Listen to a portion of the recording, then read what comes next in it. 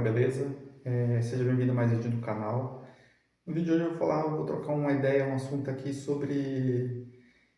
Gostaria de fazer um comparativo, assim, não é bem um comparativo, não é... Porque assim, não pode comparar banana com chinelo, mas eu gostaria de fazer um comparativo ali sobre terrenos e Bitcoin, né? Terreno versus Bitcoin. Por que eu gostaria de fazer essa comparação, né? Não sei se vocês já perceberam, toda vez que se você for assistir algum vídeo aí de um canal famoso aí de um youtuber falando sobre comprar sua casa própria, ter sua moradia, adquirir imóveis, né? Cara, é um padrão, tem um padrão nos comentários, nas respostas, e as pessoas vão falar, mas meu avô conseguiu comprar um terreno, vários terrenos, porque era muito barato. Ah, meu tio trocou uma bicicleta por um terreno.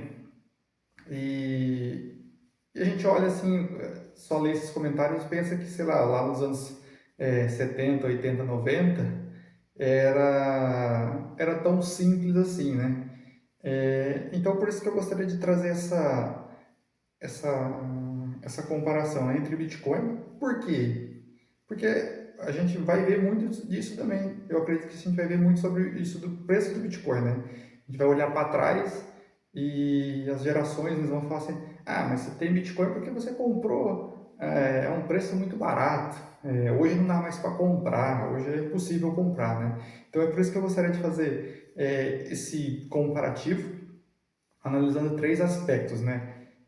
Seria o preço, seria a sua utilidade e seria a segurança, né? Então, esses são três pontos que eu gostaria de focar nesse vídeo. Então, sem muita enrolação, bora lá pro conteúdo. O primeiro ponto aí falando sobre o preço, né? O preço que as pessoas pagaram sobre determinado ativo, né? Que assim, as pessoas que desbravaram, né? As pessoas que acreditaram em alguma coisa no começo, elas de fato, realmente elas vão pagar um preço muito mais barato, mas não, isso a gente pode falar que isso foi de graça, né? Não teve, a pessoa teve que ter uma avaliação se valia a pena arriscar naquilo ou não, né? Porque pensa assim, meu pai ou meu tio, meu avô trocou uma bicicleta por um terreno, mas cara, nos anos 80, 90, a bicicleta era considerada até um meio de transporte, assim, para você ir de um bairro para o outro. Não era algo tão simples todo mundo ter carro igual as pessoas têm hoje, né? Então, só com um exemplo aí, meu pai levava minhas irmãs na escola de bicicleta. Ele andava 5, 6 quilômetros para levar elas, depois voltava para casa, depois ia de novo, então a gente fazia meio que 4 viagens, né? Para fazer essa locomoção, né? Então, assim, meu pai não foi um caso que conseguiu fazer isso, mas pensa, né? A pessoa que, ele trocou a bicicleta dele, mas às vezes era quase tudo que ele tinha para comprar um espaço físico, um espaço de um terreno, que às vezes era uma coisa bem isolada, era um negócio bem afastado. Às vezes, meu pai falava que nos anos 80, 90, quando você comprava um loteamento novo, não é igual hoje que vem já tudo asfaltado, a maioria das vezes era estrada de terra, né? Então, não era terra, né? Então, esses desbravadores, essas pessoas tiveram que ter uma coragem e acreditar em um determinado projeto. E assim como pessoas que lá no começo, né, de 2010, 2000, quando houve a criação do Bitcoin, a adoção do Bitcoin, muitas pessoas não acreditaram também, né? E aí você fala, pô, eu vou colocar ali 1.000, 2.000 reais uma moedinha, em algo que não tem valor, tipo assim, então as pessoas... então houve esse risco a ser avaliado pela pessoa se valia a pena ou não, né? Você comprar um terreno ou você também comprar uma moeda, né? Um Bitcoin. Então é isso que eu digo para você, pessoas que realmente começaram, pegaram bem no comecinho, né? Principalmente quando houve a migração da área rural para a cidade, as pessoas realmente pagaram mais barato assim, né? Era o preço que se valia naquele momento. E conforme as décadas foram se passando, tá ficando cada vez mais difícil, mas ainda assim, não é impossível você comprar nenhum terreno e nem ter Bitcoin, né? Apesar que, então, assim, ainda uma das vantagens de você poder comprar Bitcoin é de você poder comprar fracionado, né? Tanto que quando você vai comprar um terreno, não, você tem que comprar, tem que ter aquele valor, se você não for pagar à vista, mas você vai comprar o terreno cheio, né? Aquele pedaço que está sendo vendido, né? Não tem como você sair pegando um pedacinho, né? Diferente já o Bitcoin, não. Por mais que a gente vê ele num preço 60 mil dólares, né? No momento que eu estou gravando isso, 70 mil dólares, mas ele já bateu 120 mil dólares, né? Então, é, cada pessoa vai pagar o preço que ele merece pagar, né? Então, se você não acreditou em 2010, não acreditou em 2017, não acreditou em 2020, não acreditou em 2026, em 2030, em 2035, você vai pagar um preço é, muito mais alto, né? Então, o primeiro ponto era sobre esse ponto, né? Tipo assim, o preço pode ter sido barato, mas não foi de graça, né? A pessoa teve que ter uma avaliação de risco-benefício, então não é algo tão simples, nem foi nem para quem comprou terrenos e nem para quem comprou bitcoins logo no começo ao longo dos anos, né? Um outro ponto que eu gostaria de destacar aqui é sobre a utilidade, né? Muitas pessoas não acreditam no Bitcoin porque ele não vê alguma coisa assim, algo concreto com o Bitcoin, né? Eu não toco, não faço nada com ele, não vejo Bitcoin, né? Não consigo pegar, é igual um mouse, é igual uma nota de 10 reais, 50 reais, né?